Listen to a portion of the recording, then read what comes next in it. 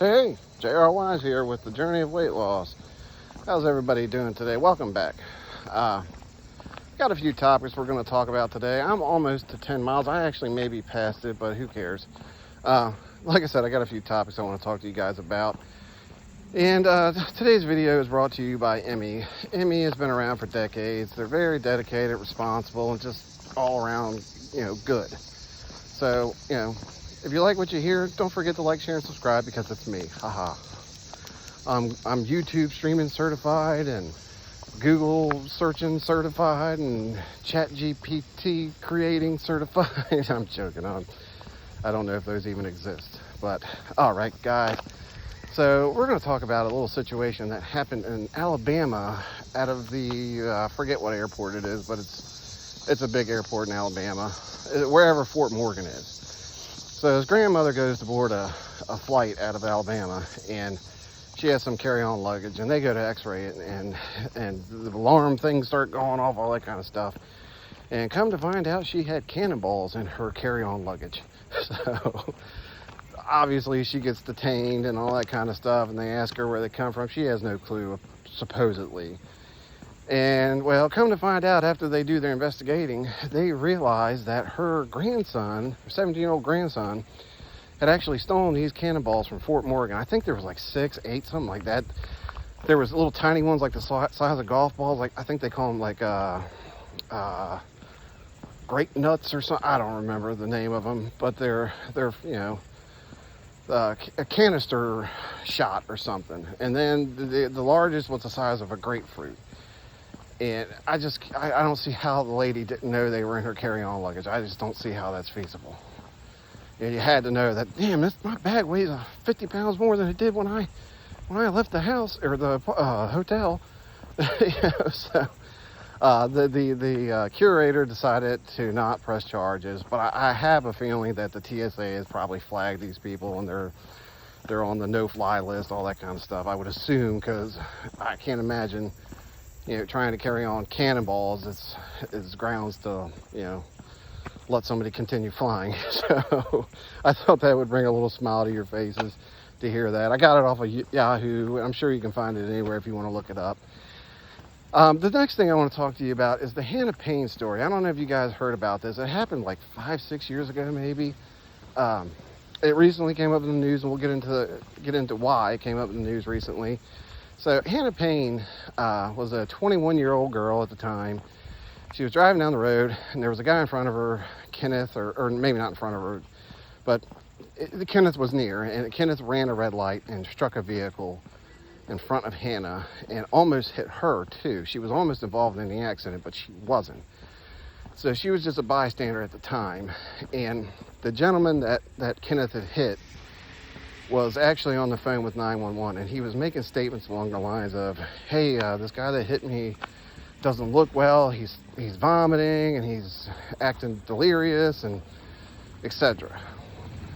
So all of a sudden Kenneth decides to pull off, and nobody knows why, but he did. And the gentleman that had been hit yelled back to Hannah, did you get his tag number? And or can you get his tag number? Something like that. So Hannah flies off chasing Kenneth down the street. And she gets on the phone with 911 saying, hey, we called you 20 minutes ago. Nobody showed up. The guy that caused the accident is running, and I'm trying to get his tag number as we speak. And the dispatcher said, look, don't follow him. We want you to go back to the scene. And she stated this numerous times. Well, Hannah didn't listen. She said, no, this guy's going to kill somebody. I'm going to chase him down and get his tag number. Well, Kenneth came up to the next light or intersection, and Hannah flew around him and blocked him off.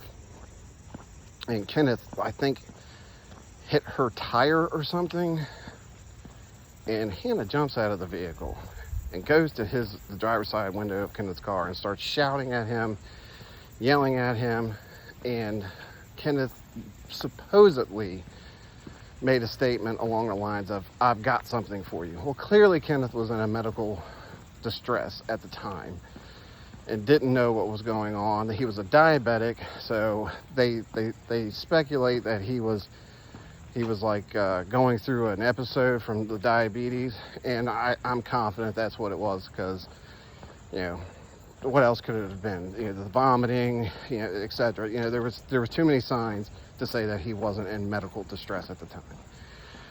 So Hannah makes a comment, "Get out of the effing car or I'll shoot you," or something to that effect.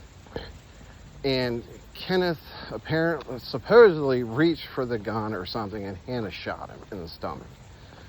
And unfortunately, on the way to the hospital, Kenneth passed away.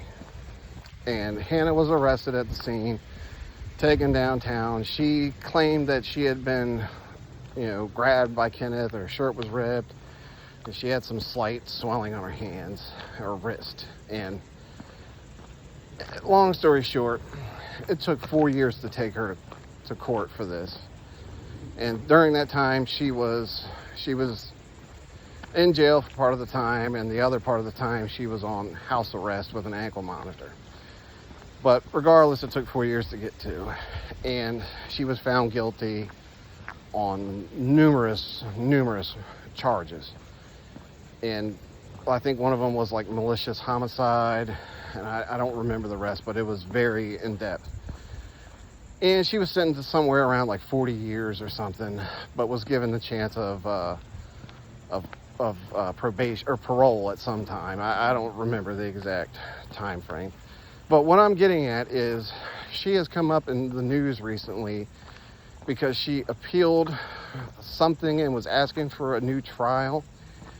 And the ADA that filed whatever paperwork used AI, because her request for a new trial was denied. But unfortunately, the ADA used AI, and the AI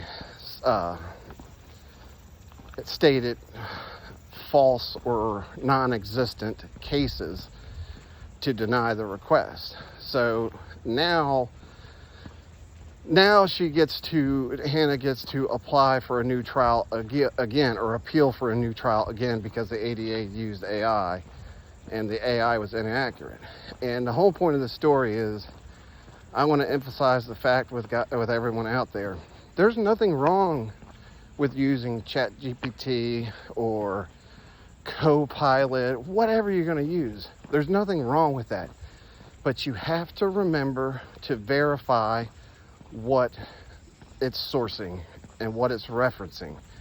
I've seen too many times where people have, or lawyers have been disbarred or sanctioned because they used AI and they didn't verify the material that was referenced in their cases.